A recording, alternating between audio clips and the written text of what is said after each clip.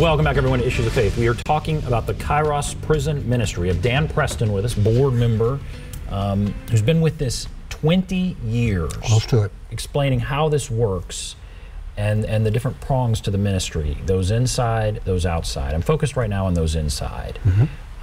Why did you get started in this 20 years ago?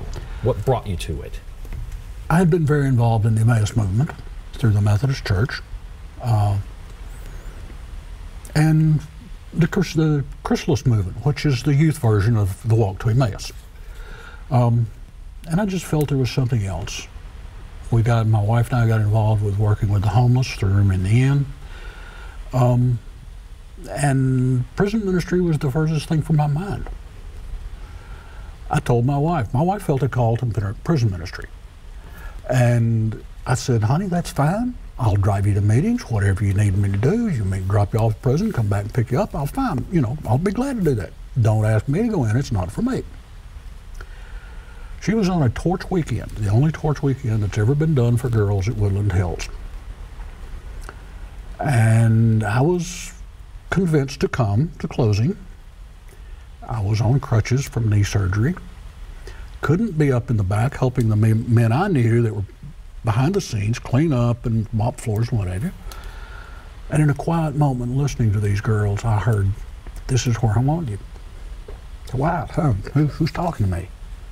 This is the ministry I want you in. And I said, okay, Lord, lead on.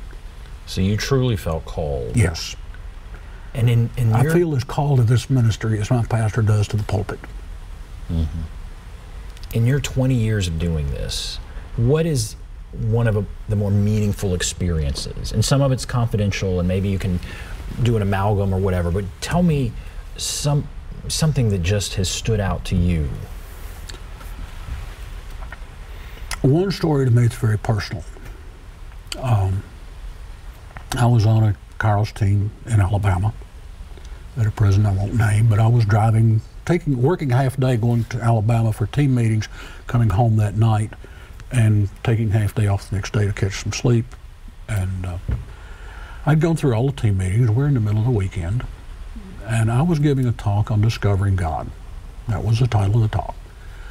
And I was sharing how I had a friend that helped me discover God in my life in new ways and deeper ways. But I also shared that my friend, I got a phone call. I knew he had cancer. I got a phone call about the Alabama line when I was going down for the weekend that his treatments weren't working and they were calling hospice. Did I want to go? No. I want to turn and go home. But I had a commitment. And I got to that point in my talk where I was going to share about my friend. And I said, I may not make it through this. And I didn't. I broke down and bawled like a baby. I gained my composure after what seemed like 3 or 4 or 5 minutes. It was probably closer to 30 or 40 seconds, but seemed that long. Right. Took a sip of water and continued on with the talk. Just stumbled through the rest of the talk. That afternoon, one of the large inmates, and he worked out a lot. He had arms about like this, about as big as my legs, came up to me, and he's probably about 6'6", 6'8". I'm 5'7". Picked me up in the most gentle bear hug I've ever had and said, I've always thought it was a sign of weakness for a grown man to cry. But you showed me it's a sign of strength.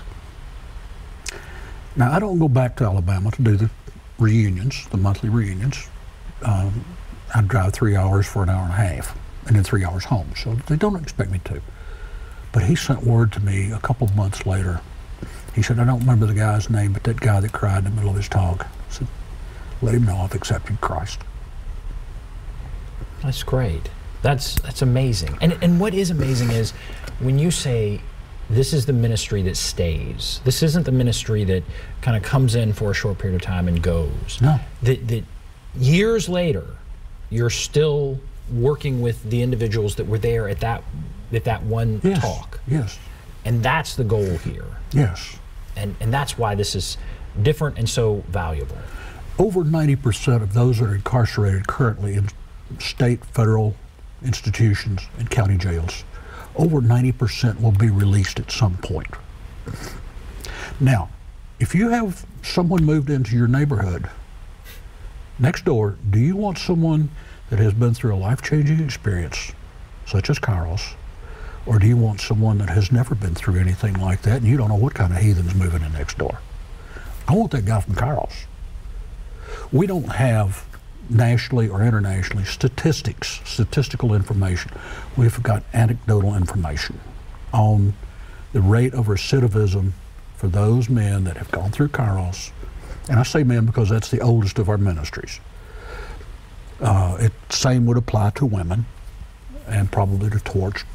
But we don't have the statistics to back it up. But anecdotally, men that go through a Kairos program inside, become active in the program inside, become active in other chapel activities, and then are released, get active in a local church, recidivism rate is less than 20%. For those that are not involved in any religious activities at all, their recidivism rate is in the 90%. So it makes a huge difference. It makes a huge difference. It calms prisons down because the inmates are focused on something else rather than hate. And so again, if there are people out there that want to get involved in this, how do they do that? You're saying they have to be invited, or how does it work? They can contact me. And if it's a man or woman, I'll point them in the right direction. Is there a website? There's a website, KairosPrisonMinistry.org. There is also another one for the state of Tennessee called Kairos Prison Ministry of Tennessee, and you have to spell out the word Tennessee, .org. There, you can see where we serve on that.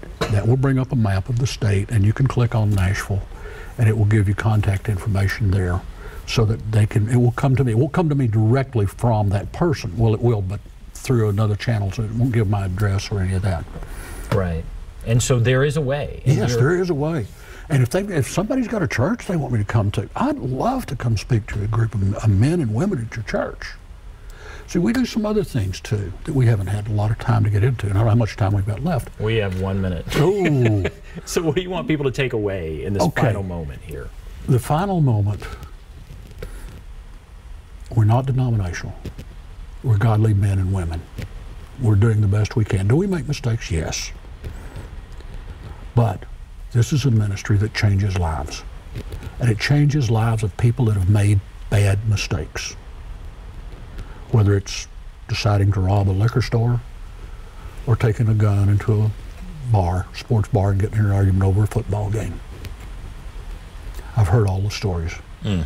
From stealing gum wrappers starting out as a teenager or a kid, stealing gum out of a convenience store, to men that have committed murder.